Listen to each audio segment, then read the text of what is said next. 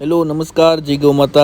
आज फिर एक बार हम आपके सामने हमारी जो मुरली नाम की गाय है उसका मिल्क रिकॉर्ड लेके आए, तो वीडियो के अंत तक बने रहे। हमारी जो गाय है उसका आपके सामने मिल्क रिकॉर्ड आज इस वीडियो के माध्यम से आपको दिखाने वाले हैं। ये जो गाय है मुरली, वो काफ़ी सुंदर और काफ़ी अच्छी ब्रीडिंग पर्पस की गाय है। हम जो गाय यहाँ पर ब्रीडिंग करते हैं, जो भी गाय कलेक्शन करते हैं, उसमें हमारा दो टाइप का एक विज़न रहता है। जो गाय एक तो हाइट लेंथ वाइट साथों साथ ब्रीड में एक अच्छी होनी चाहिए, इस वजह से उसका जो मिल्क है वो अच्छा मिल्क रिकॉर्ड होना चाहिए। साथों साथ उसकी अडर क्वालिटी भी वो अच्छी होनी चाहिए और अडर उसका साफ़ सुथरा होना चाहिए, जिसकी वजह से हम जो उसकी जो ब्रीडिंग कर रहे हैं, उसकी जो पीढ़ी को आगे बढ़ा रहे हैं, उनमें कोई प्रॉब्लम ना आए और उनकी जो पीढ़ी आगे बढ़ रही है वो एकदम बेहतरीन आगे जाके परफॉर्मेंस कर पाए। परफॉर्मेंस की अगर बात करें तो ये जो गाय है उन्होंने भी 8 से 9 लीटर मिल्क अभी दे रही है। उसको बियाए हुए 1.5 महीना हो गया है और ये जो गाय है वो 1 महीने में हीट में आ जाती है, यानी कि ईश्वर आ जाती है जो उसका पीरियड है उसके हिसाब से। और ये 11 महीने के अंदर ये साइकिल में भी आ जाती है, उसका यही साइकिल है। ये भी 3rd लैक्टेशन पे उन्होंने बच्चा दे दिया है। अभी मेल काल्फ आया है, लास्ट टाइम उसका फीमेल था और इस टाइम 1 महीने की बीए करने के बाद वो प्रेग्नेंट हो गई, यानी कि तकरीबन ये अभी 15 से 20 दिन की प्रेग्नेंट हो गई है, यानी 21 दिन के बाद वो रिपीट नहीं आई है, तो कंफर्म होने के चांसेस ज़्यादा है। उसका आर्डर आप देखिए, उसकी जो वेन है उसके ऊपर से आप अंदाज़ लगा सकते हो कि उसका मिल्क परफॉर्मेंस बहुत ही अच्छा होता है। उसके जो वेन रहती है उसके ऊपर से ही आपको अंदाज़ा रहता है कितना मिल्क है। ये जो हमारी डेली सिस्टम है, सबसे पहले उसको थन को क्लियर करते हैं, जिस वजह से जो मिट्टी या फिर कोई गोबर वगैरह सब लगा हुआ हो तो निकल जाए और आंचल वैसे ही साफ़ सुथरा रहे और आंचल की आयुष्य बढ़ती रहे। उसके बाद पानी निकाल देते हैं, क्योंकि हमारे यहाँ का जो मिल्क है वो हमारी सिटी में सप्लाई होता है, तो उसकी वजह से कोई बूंद ना जा पाए, इस वजह से कपड़े से उसको साफ़ किए जाते हैं। अब होगी मिल्किंग। मिल्किंग में भी हमारा जो वेसल होता है, जो पात्र होता है, एकदम क्लीन होता है। अभी मैं आपको दिखाता हूँ, जो हमारा जो बर्तन है वो एकदम खाली है। जो अभी 2-3 शेड हमने लगाई थी, बस वही का मिल्क इकट्ठा हुआ है। अभी मिल्किंग स्टार्ट हो गई। हमारे जो ग्वाल है उसकी जो हमारी ट्रेडिशनल मेथड है उसके हिसाब से वो मिल्किंग करते, जो हिंदी में लोग तुलाई बोलते हैं, हमारे यहाँ दोहन शब्द का उपयोग होता है। आप उसका जो दोहन की सिस्टम है वो आप देख सकते हो।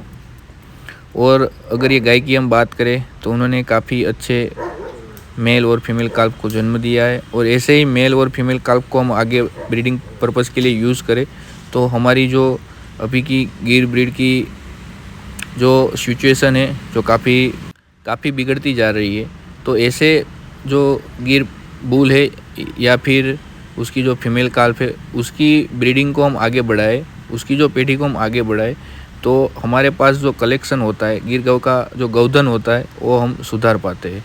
उसमें हम कुछ अच्छी से अच्छी इंक्रीमेंट ला सकते हैं। हमारा जो नेक्स्ट जनरेशन होता है वो हम फिल्टर कर पाते हैं। हमारे पास जो राम बुल है वो भी एक ऐसा बुल में से एक है। उन्होंने काफ़ी अच्छे मेल और फीमेल काल्फ को जन्म दिया। वो खुद रेड काबरा है, जो उसके ज़्यादातर रेड स्पॉट है, बावजूद भी उन्होंने काफ़ी सफ़ेद काबरे बुल के और मेल फीमेल काल्फ को जन्म दिया। उसका एक ही कारण है, उसकी पेडिग्री।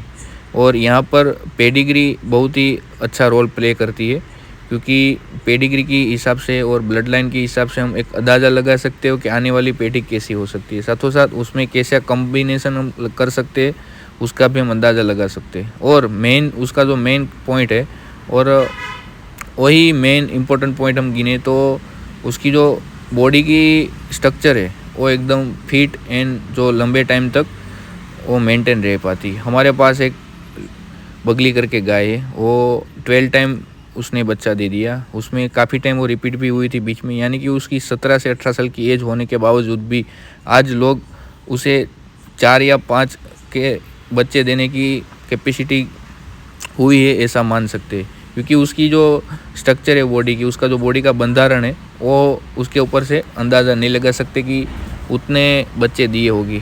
उसकी एक ही जो सिस्टम है कि ब्लड लाइन है, उसके हिसाब से बॉडी स्ट्रक्चर, ब्रीडिंग पर्पज़ आगे जाके हम पता कर सकते हैं। साथों साथ हमें उसकी मदर फादर का मिल्क रिकॉर्ड पता है, तो उसके ऊपर से अंदाज़ा लगा सकते हैं और आगे जाके जो पीढ़ी को हम बढ़ा रहे हैं उसमें हमें अच्छा खासा रिजल्ट मिल पाए।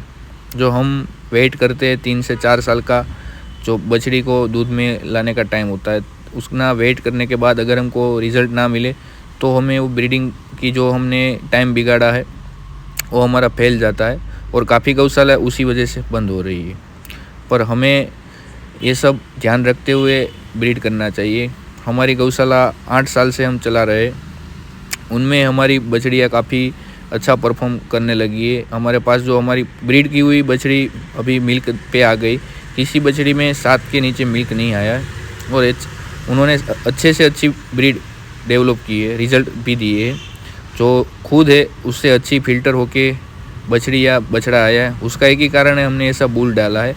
अगर बछड़ी अच्छी है तो उनमें से और अच्छा बूल डाल के हमने अच्छे से अच्छा रिज़ल्ट पाया है, वो हमें देखना चाहिए। हमें सेम टू सेम या फिर उससे लोअर बुल नहीं डालना चाहिए, उससे अच्छा और अच्छा रिज़ल्ट वाला बुल डालना चाहिए। बुल के ऊपर जाने की बावजूद पहले हमें उसके बुल के रिज़ल्ट पे जाना चाहिए, जिस वजह से आपको पता चले कि कैसा रिज़ल्ट मिलने वाला है। अब आप आते हैं इस गाय के ऊपर, तो आप देखिए अभी बाल्टी ऑलमोस्ट पूरी होने वाली है मिल्किंग होने के बाबत।